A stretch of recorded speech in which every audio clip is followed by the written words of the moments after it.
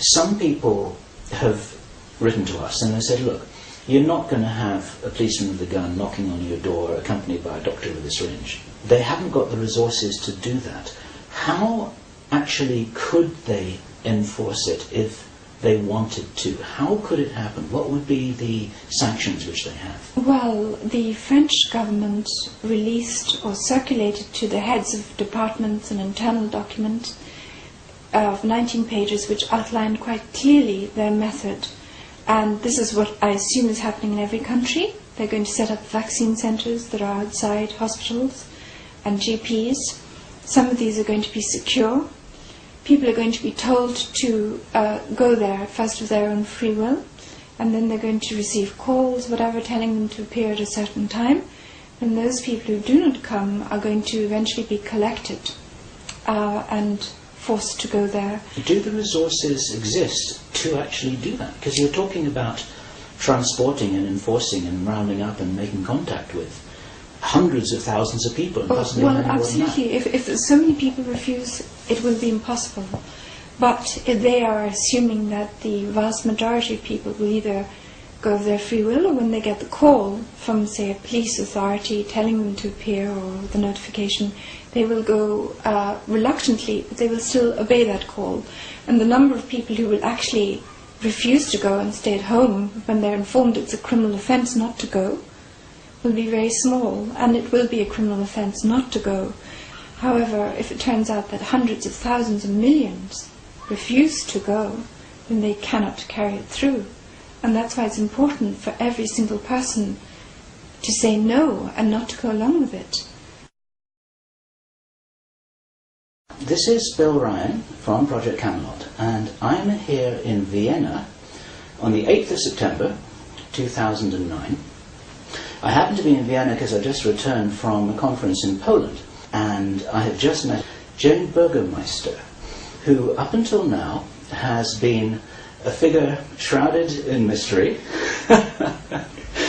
And it's my great pleasure to introduce you visually to the world here by being the first person in the internet community to have made a trail to find out, and here I'm going to make a joke, whether you really exist or not, and I can demonstrate to everyone that you truly do.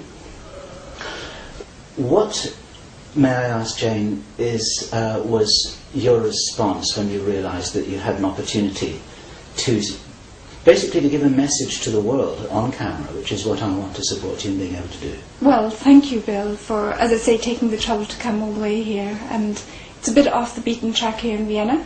It is, however, a significant place, as it turns out. It is the place where Baxter contaminated 72 kilos of vaccine material with the live bird flu, and so nearly triggered a global pandemic just a few months ago in February. This attempt to trigger a pandemic failed because of the alertness of people in the Czech Republic who detected it in a laboratory in BioTest. However, it has now turned out that Baxter still has at least a large amount of that 72 kilos of bird flu, and we're coming to a point where we have only perhaps a few weeks until the government here in Austria and other governments around the world intend to start injecting people with so-called swine flu vaccine material, which we have every reason to fear is going to be a big hazard to our health and has been designed to be a hazard to our health, even if it isn't contaminated with the live bird flu virus, as it might well be. So my message that I want to give to people, if I can give any message, is that time is running short, that we all of us now have to recognize the scale of the threat and danger to us individually and collectively, and we need to take steps and organize to stop this mass vaccination program as soon as possible.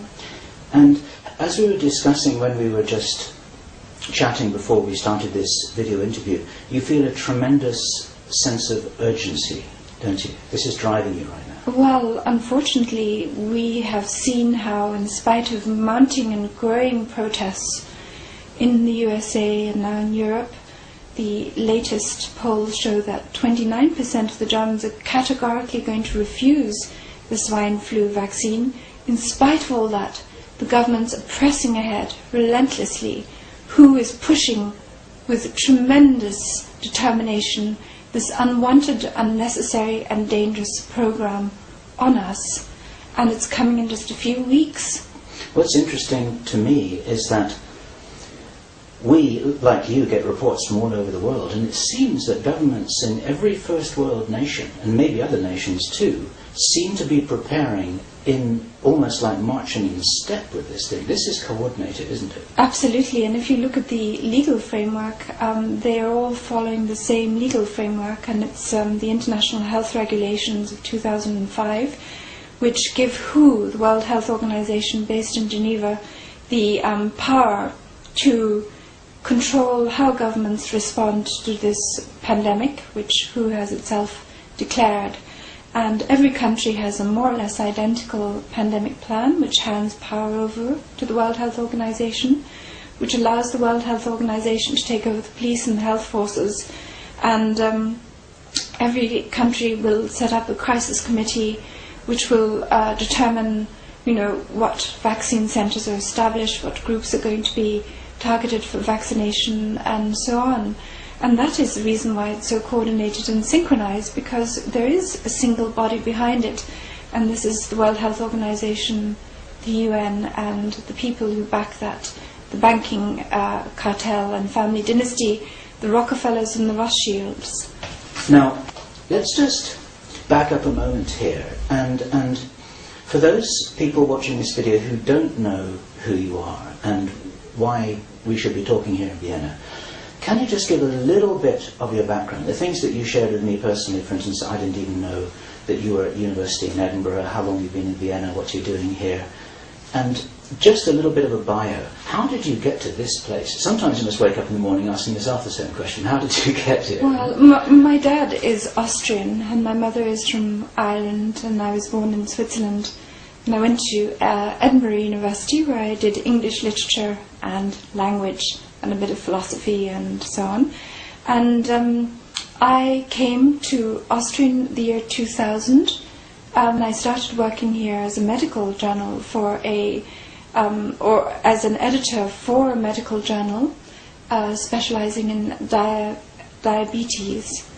And I quit that of my own free will and started writing for medical